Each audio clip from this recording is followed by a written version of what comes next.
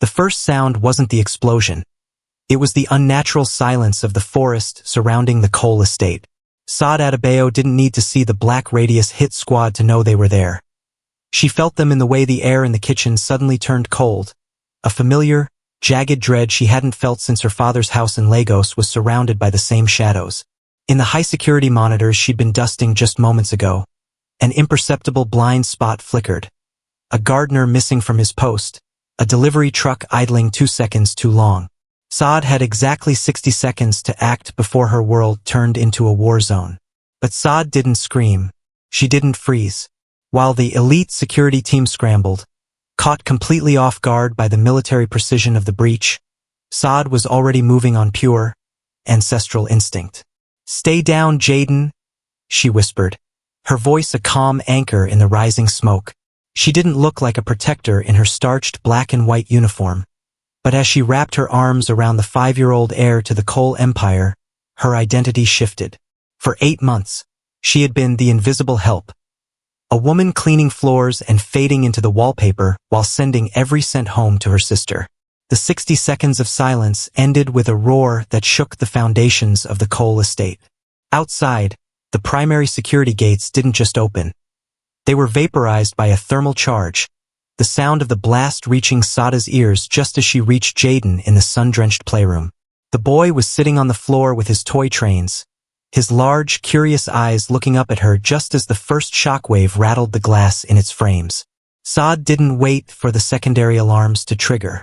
She didn't wait for the elite security team, men with 3 times her muscle and none of her intuition, to scream orders over the intercom.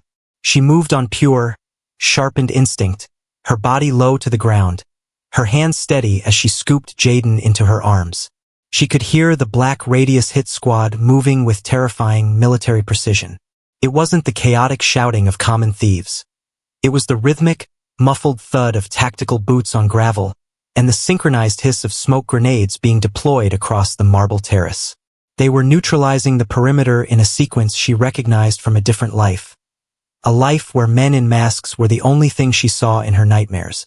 Jaden's small fingers curled into the fabric of her black and white uniform, his breath hitching against her neck as he realized this wasn't a game. "Close your eyes, Jaden," she whispered, her voice a calm, unbreakable thread amidst the rising cacophony.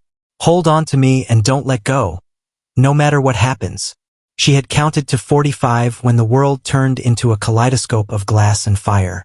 The floor-to-ceiling windows of the playroom exploded inward, the reinforced panes shattering into a million glittering diamonds that hummed through the air. Saad didn't flinch. She pivoted her body in midair, using her own back as a human shield to protect the boy as they tumbled behind a heavy mahogany bookshelf. The heat of the blast grazed her skin, and the sound of automatic weapons fire began to chew through the expensive wallpaper, a staccato rhythm that signaled the end of her life as the invisible help. Through the thick, toxic clouds of white smoke, she saw them. The masked men in black tactical gear, moving through the debris with the cold efficiency of machines. They didn't look like men. They looked like shadows come to life, their weapons trained on anything that moved with a lethal, calculating intent. The coal security team was already scrambling, caught completely off guard by the speed and sheer brutality of the assault, falling one by one in the hallway just outside the playroom doors. Saad felt the hot sting of a glass shard across her shoulder, but the pain felt distant, filtered through the adrenaline that was now a roaring river in her veins. She looked down at Jaden, whose face was buried in her chest, his small body trembling but his breathing steady because she was holding him. In that moment, the maid's headpiece she wore felt like a mockery of the warrior she had become. She wasn't just a Nigerian woman cleaning floors anymore. She was a survivor who had seen this brand of death before and had refused to let it claim her.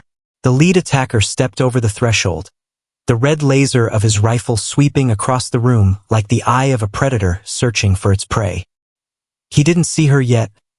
Hidden in the narrow, blind spot between the bookshelf and the service entrance she had spent months cleaning.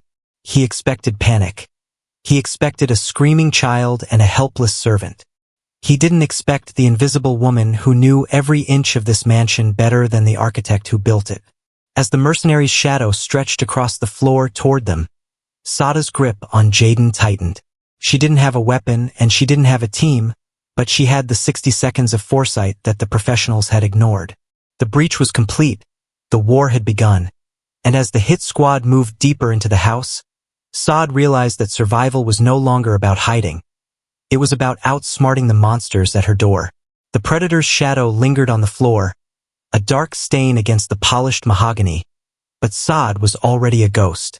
She didn't breathe until the heavy, rhythmic thud of the mercenary's boots moved toward the center of the playroom, his attention fixed on the primary exits. He was trained to clear rooms, to sweep for high-value targets in open spaces, and to engage armed resistance. He wasn't trained to look for the narrow, recessed latch of a laundry chute hidden behind a decorative wainscoting panel. "Eyes on me, Jaden," she whispered, her voice barely a vibration against his ear. The boy's face was ashen, his pupils blown wide with a terror that threatened to break into a scream, but he nodded, anchoring himself to her steady gaze. Saad pressed the hidden release. To the architects, this was a functional necessity for the help. To the Black Radius hit squad, it was a structural irrelevance not worth a glance. To Saad, it was the first step of the invisible path. She slid into the narrow vertical shaft, bracing her back and knees against the cool metal, holding Jaden to her chest like he was the only thing left in a world on fire. They descended in the darkness, the sounds of the massacre above becoming a muffled, rhythmic thumping of grenades and suppressed gunfire.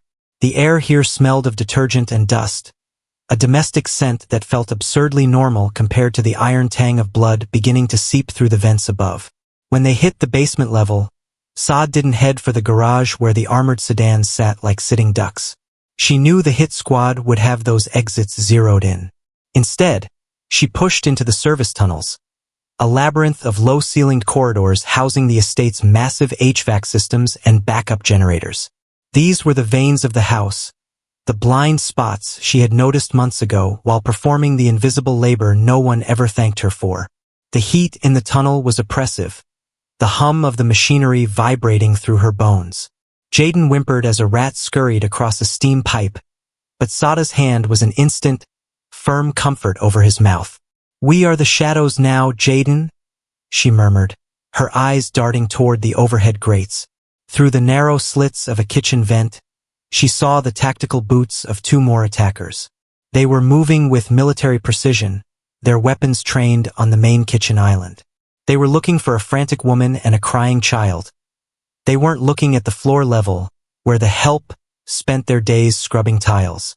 Saad felt a sharp spike of adrenaline as she recognized the signature of their movements. They were clearing the kitchen to set up a secondary command post. If they stayed there, the path to the old servants' cellar, the only exit not monitored by the central security hub, would be cut off. Her mind raced through the layout, calculating angles and timing just as her father had taught her in Lagos. "Learn to see the board, Saad." His voice echoed in her mind. "The hunter is only dangerous when he knows where the prey is." She saw a heavy industrial steamer connected to a pressure valve just 3 feet from the vent. With a slow, deliberate reach, she loosened the emergency release. She didn't open it, not yet. She waited until the mercenaries were directly over the primary gas range. Then, she wrenched the valve open and pulled Jaden back into the darkness. A deafening hiss of high-pressure steam erupted into the kitchen, a white-hot curtain that blinded the attackers and sent their thermal sensors into a chaotic frenzy of false positives. In the confusion, the hit squad pivoted toward the noise, their automatic weapons chewing into the stainless steel appliances. Using the cover of the hissing steam and the staccato roar of their own gunfire, Saad moved. She didn't run. She glided through the service crawl space, her body low, her movements fluid and silent. She was no longer just a maid in a black and white uniform. She was a tactical ghost navigating the blind spots of an empire. As they reached the heavy iron door of the cellar, the sounds of the hit squad's frustration echoed through the vents behind them. They were elite, they were professional, and they were the Black Radius. But they were currently being outmaneuvered by the woman they had spent 8 months failing to see. Saad pressed her back against the cold stone wall of the cellar, Jaden's heart beating a frantic rhythm against her own. And for the first time since the glass shattered, She allowed herself a single, jagged breath of hope. The damp, cool air of the cellar smelled of earth and forgotten things. But as Saad pressed her forehead against the rough stone, the scent transformed into the heavy, humid salt of the Gulf of Guinea. The sounds of the modern tactical weapons firing upstairs faded, replaced by the rhythmic slap of waves against the Lagos docks and the low, dangerous hum of a city that never slept with its eyes closed. She was 14 again, standing on a sun-bleached veranda while the ceiling fan struggled against the thick Nigerian heat. Her father, Chief Adebayo, didn't look like a man who moved in the shadows of cartels. He looked like a scholar in his linen shirt, but his eyes were always scanning the street, reading the geometry of the world for threats. He had placed a glass of water on the railing and told her to watch the surface of the liquid. The predator depends on your habit of looking without seeing, Saad. His voice echoed in her memory, deep and steady like the beat of a talking drum. Most people look at a street and see a crowd. You must look and see the gaps. The man whose clothes are too heavy for the heat. The car that has circled the block twice but never parks. The silence where there should be birds. He had made her take Krav Maga and situational awareness classes not because he wanted her to be a soldier, but because he knew the price of being a witness in their world. He was a facilitator, a man who bridged the gap between powerful men, and he knew that in his business the family was always the softest target. They think you are invisible because you are a girl, because you are small, he had whispered, his hand heavy and warm on her shoulder. Use that. The person who is not seen is the person who cannot be stopped. Learn to see danger before it sees you, Saad. It is the only way you survive our world. The memory shifted, turning dark and metallic. She remembered the night the lessons became reality. The night the air on the veranda turned cold just as it had in the coal kitchen. She remembered seeing the delivery truck that didn't belong and the gardener who had suddenly vanished from the gate. She had tried to warn him, but the signature of violence was already written in the air. She had watched from a hidden crawlspace as her father's blood pooled on the marble. A professional, brutal message from a cartel that demanded absolute silence. She had survived Lagos because she had learned to move through the blind spots of men who thought they were gods. She had survived the flight across oceans and 8 months of invisible servitude in this cold mansion by keeping those lessons locked in her heart. The elite mercenaries of Black Radius were looking for a victim, a panicked maid who would trip over her own fear. They didn't know they were hunting a woman who had been forged in the fire of a much older, much more personal war. In the darkness of the cellar, Jaden stirred against her, his small hand clutching her uniform as if it were the only solid thing left in the universe. Saad opened her eyes, the salt of Lagos fading back into the dust of the estate. The fear was still there, a cold weight in her stomach, but beneath it was the steel her father had tempered. "I see you," she whispered into the dark, not to the boy, but to the shadows moving through the house above. "I saw you before you even stepped onto this grass." She shifted Jaden's weight, her mind already mapping the next 3 moves. Her father was gone, his blood a permanent stain on her past, but his voice was a compass. She wasn't just hiding anymore. She was calculating the angle, assessing the threat, and positioning herself for maximum coverage. The invisible help was about to show the Black Radius that in a house of mirrors, the person who knows where the glass ends is the only one who walks out alive. The cellar door creaked with a low, metallic groan that felt loud enough to wake the dead, but the chaotic symphony of the assault above, the rhythmic thud of flashbangs and the shattering of priceless porcelain, swallowed the sound. Saad stepped out into the service hallway, Jaden's weight a heavy, grounding heat against her hip. She knew the layout of the mansion's primary security hub, a reinforced room on the 2nd floor that could withstand a siege, but reaching it meant crossing the grand atrium, a vast expanse of white marble and open glass that was currently a kill zone. The air in the atrium was thick with the acrid, chemical sting of smoke grenades, the white clouds hissing across the floors like malevolent spirits. Through the haze, Saad saw the red flickering of emergency lights and the steady, sweeping lasers of the Black Radius rifles. They were moving with military precision, their weapons trained on anything that moved in the chaos. Jaden whimpered, a small, broken sound that he tried to swallow, his small hands clutching her uniform as if she were the only solid thing left in the universe. "Deep breaths, Jaden," she whispered, her own heart hammering a frantic rhythm against her ribs. "We're going to run. You don't look back. You just hold on." She waited for the precise moment when the two mercenaries on the mezzanine turned their backs to coordinate a breach of the study. It was a window of less than 5 seconds, a blind spot created by their own rigid tactical formation. Saad bolted. Her feet, clad in the soft-soled shoes of her domestic uniform, made no sound on the marble, but as they reached the center of the atrium, a floor lamp near the grand staircase exploded into a spray of brass and glass. They had been spotted. The staccato roar of an automatic weapon echoed through the vaulted ceiling, and Saad didn't think.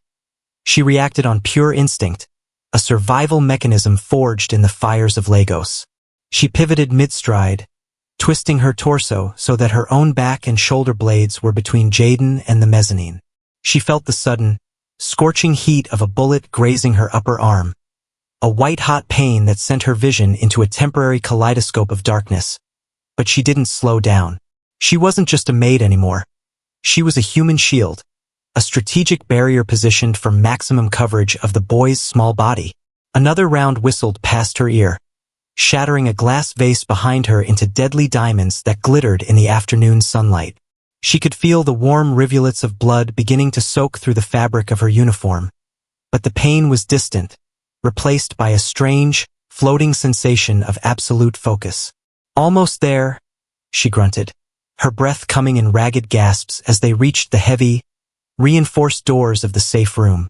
The mercenary above adjusted his aim, the red lasered centering on the middle of her back, but Saad threw herself forward, her shoulder hitting the heavy oak paneling with a force that sent stars dancing across her eyes. She scrambled inside, her fingers fumbling with the biometric lock, and slammed the door shut just as a volley of lead hammered into the reinforced steel. The silence that followed was deafening. Saad slumped against the cold metal, her strength finally failing as the adrenaline began to ebb. She looked down at Jaden, who was sobbing against her chest, trembling but breathing, alive. She checked him with trembling hands, searching for any sign of a wound, but there was nothing. He was safe. She leaned her head back against the door, the darkness of shock and blood loss closing in from all sides. She had survived the crossfire. She had outsmarted the professionals. And she had proven that her father's lessons were the only currency that mattered in a world defined by violence. As she felt the consciousness beginning to slip away, she whispered a promise she wasn't sure she could keep. "You're safe now, Jaden. I swear. You're safe." The heavy steel door of the safe room was the only thing standing between the muffled chaos of the mansion and the sterile, humming silence of the security hub. Saad slid down the metal panel, her legs finally giving way as the adrenaline began to retreat, leaving behind the throbbing, white-hot pain in her shoulder. Jaden was still huddled against her, his small hands clutching the hem of her apron as if the thin fabric were an anchor in a rising tide. The room was bathed in the ghostly blue glow of 20 different monitors, a wall of glass and light that displayed every corner of the Cole estate, or at least what was left of it. Saad forced herself to stand, her vision swimming as she moved toward the central console. She was a nurse by training, a woman who knew the physiological signs of shock, and she could feel the cold, clammy onset of blood loss spreading through her limbs. But she couldn't afford to collapse. Not yet. Her father's voice, a steady whisper in the back of her mind, reminded her that information was the only weapon that never ran out of ammunition. While Jaden curled into a ball on the leather sofa, his eyes fixed on her with a desperate, silent hope, Saad began to scroll through the data logs. For 8 months, she had been the help, a woman who noticed things while she dusted the very monitors she was now operating. She had seen the blind spots in the camera coverage that even the professional security team had missed. Now she looked deeper. She accessed the internal server, her fingers flying across the keys with a precision that would have shocked the men currently hunting her. She wasn't looking for the footage of the breach. She was looking for the why.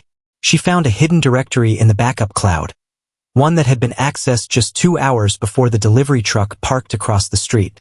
Her breath caught as the file opened. It was a complete minute-by-minute schedule of Jaden's day, the exact time the gardener was supposed to leave, the imperceptible gap in the patrol rotation, and the precise moment when the boy would be in the playroom with just the maid. This wasn't a random assault. It was a surgical strike facilitated by someone who knew the house from the inside out.